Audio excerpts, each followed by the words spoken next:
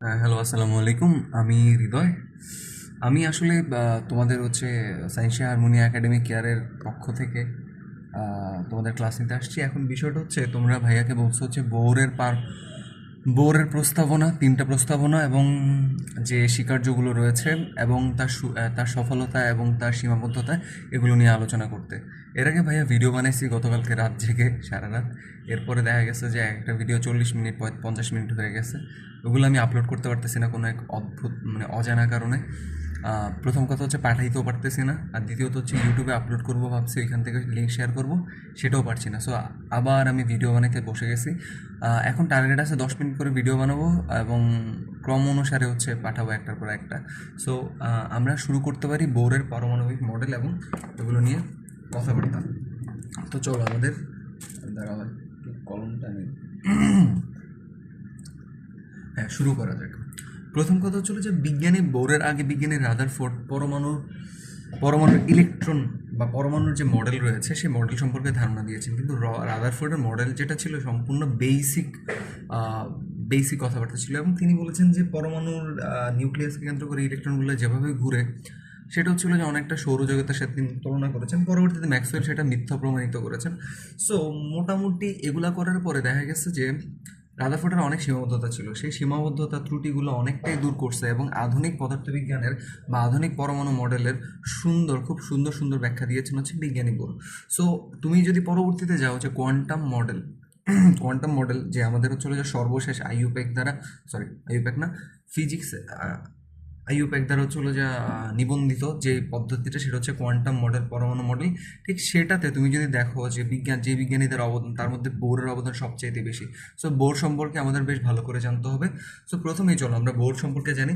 Bore, আমাদের আজকের topic হচ্ছে বোর পরমাণু মডেল। লাল রং কি সমস্যা হচ্ছে? দাও, কালো রং দেখি পাই কিনা।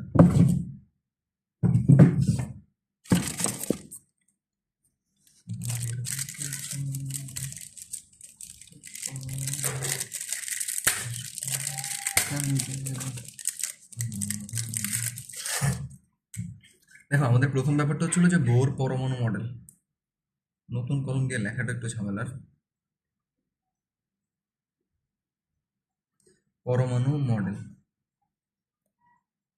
এই মডেলটা বিজ্ঞানী বোর্ড দেন হচ্ছিল যে 1913 সালে সর্বপ্রথম এই বিজ্ঞানী বোর্ড এই যে আমাদের বোর পরমাণু মডেল সেটা প্রস্তাবনা করেন। এখন এই কথা হচ্ছিল যে এখন সমস্যা কি জানো, আমরা এত চমৎকার অবদান এবং এটা এত বেশি পরীক্ষায় আসে, তাও আমরা কেন যেন মনে রাখতে পারি না।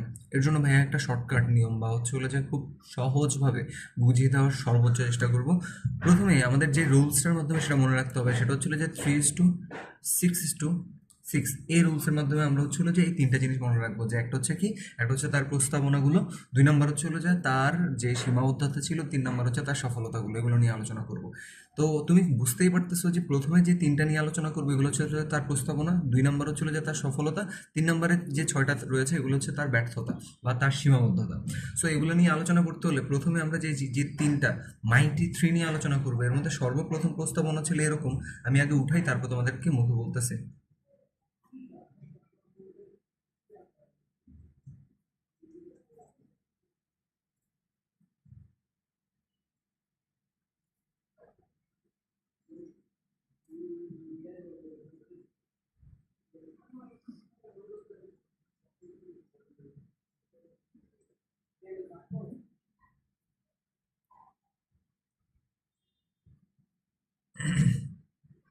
তিনি যে প্রথম যে প্রস্তাবটা দেন তিনি, সেটা হচ্ছিল যে শক্তিস্তর বা স্থির কক্ষপথ সম্পর্কিত হচ্ছিল যে প্রস্তাবনা। তার কথা ছিল এরকম যে পরমাণুতে মাঝখানে একবার হচ্ছিল যে বেশিরভাগ অংশ জুড়ে হচ্ছিল যে মাঝখানে যে অংশটা থাকে সেটা হচ্ছে নিউক্লিয়াস, এবং নিউক্লিয়াসকে কেন্দ্র করে ইলেকট্রনগুলো সুনির্দিষ্ট, দেখো কয়টা পয়েন্ট তিনি বলেছেন প্রথমে, সুনির্দিষ্ট শক্তি সম্পন্ন, নির্দিষ্ট ব্যাসার্ধ ব্যাসার্ধ এবং 2 নম্বর হচ্ছে নির্দিষ্ট শক্তি,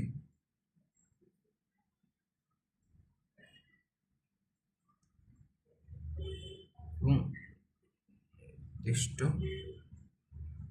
শক্তি সম্পূর্ণ।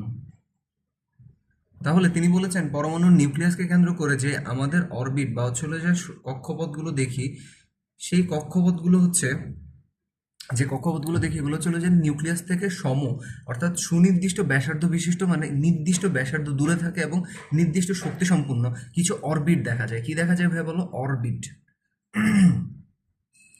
এখন বিষয়টা হচ্ছে হলো যে এই যে অরবিটগুলোকে বিভিন্ন নামে ডাকা হয়। প্রথমে অরবিট ডাকা হয়, তারপরে শেলও ডাকতে পারো, অথবা এটাকে কক্ষপথ ডাকা হয়। তো বিভিন্ন নামে হচ্ছে এদেরকে ডাকা হয় আর কি। হ্যাঁ, কক্ষপথ ডাকা হয় বা শক্তি স্তর ডাকা হয়। জিনিস কিন্তু একটা, কিন্তু নাম ভিন্ন ভিন্ন। তাহলে আমাদের এই যে কক্ষপথ, অরবিট, শেল, শক্তি স্তর, এগুলো বলতে কি বোঝানো হয়? এগুলো বলতে বিজ্ঞানী বোর বলেছেন যে নিউক্লিয়াসকে কেন্দ্র করে ইলেকট্রনগুলো সুনির্দিষ্ট কিছু অরবিট, সুনির্দিষ্ট ব্যাসার্ধ মানে নির্দিষ্ট দূরে থাকে অরবিটগুলো, এবং সুনির্দিষ্ট শক্তি সম্পন্ন কিছু অরবিট দেখা যায় যেগুলো হচ্ছে হলো যে নিউক্লিয়াসের চারপাশে ঘোরাফেরা করে। এখন কথা হচ্ছে হলো যে ইলেকট্রন, আমরা এতদিন জানতাম যে ইলেকট্রন ঘোরাফেরা করে, কিন্তু আসলে ব্যাপারটা আমরা ভুল জানতাম। আসলে বিষয়টা হচ্ছে ঘুরে কিন্তু সে অরবিটগুলো, কিন্তু ইলেকট্রন ওদের গায়ে লেগে থাকে, তো এই জন্য হচ্ছে মনে হয় যে ইলেকট্রনও ঘুরতেছে। তার মানে হচ্ছে হলো যে আমরা নর্মালি যদি একটা সাইকেলের চাকা চিন্তা করো, সাইকেলের চাকার যে শিকগুলো আছে না, এখন সাইকেল চলতেছে, এখন তুমি যদি বলো যে শিক ঘুরতেছে, ব্যাপারটা তো এমন না। ব্যাপারটা হচ্ছে হলো যে চাকাটা ঘুরতেছে, ফলে চাকার ভেতরে যে মাঝখানে অংশটা যে শিক রয়েছে সেই শিকটাও ঘুরতেছে। ঠিক তেমনই অরবিট হচ্ছে সবসময় চলমান, সবসময় চলমান হচ্ছে অরবিট। সে অরবিট ঘোরার কারণে ইলেকট্রনগুলো যেহেতু ওর গায়ে লেগে থাকে, এই জন্য হচ্ছিল যে ইলেকট্রনগুলোও ঘুরতে থাকে। আশা করি তোমাদের বুঝতে পারছি। সো এখন অবধি হচ্ছিল যে এতটুকু কথাবার্তা।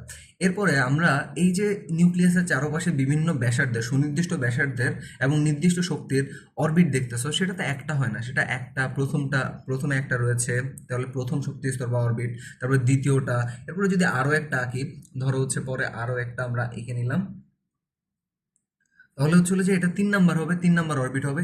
এইভাবে নিউক্লিয়াসের চারপাশে ইলেকট্রন সংখ্যার উপর নির্ভর করে অরবিট বাড়তে থাকে। এই অরবিটগুলোকে বিজ্ঞানী বোর নামকরণ করেছেন। ধরো আমরা নাম্বার হিসেবে এন এর কথা যদি চিন্তা করি, তাহলে 1, 2, 3, 4 হিসেবে প্রকাশ করতে পারি। আবার সেটাকে হচ্ছে হলো যে বিজ্ঞানী বোর নাম দিয়েছে, সেটা হচ্ছে হলো যে K shell, L shell, M shell, N shell, এই 4টা শেল হিসেবেও নামকরণ করেছে। পরে আরও শেল থাকতে পারে, সেগুলোর নাম রয়েছে। সো এই হচ্ছে মোটামুটি কথাবার্তা, যে তিনি প্রথমত হচ্ছে নির্দিষ্ট ব্যাসার্ধের এবং নির্দিষ্ট শক্তি সম্পন্ন অরবিটের কথা বলেছেন, যেগুলো হচ্ছে নিউক্লিয়াসকে কেন্দ্র করে হচ্ছে হলো যে কি ঘুরতে থাকে, চারপাশে হচ্ছে ঘুরতে থাকে, বৃত্তাকারভাবে ঘুরতে থাকে। আর এদের প্রথম, দ্বিতীয়, তৃতীয় যত নামকরণ করা হয়েছে, এগুলো হচ্ছে কে এল এম এন দ্বারা নামকরণ করা হয়েছে। এখন আরও একটা জিনিস তোমাদের জানতে হবে, সর্বোচ্চ কয়টা ইলেকট্রন থাকতে পারে একটা ইয়াতে? হ্যাঁ, অরবিটে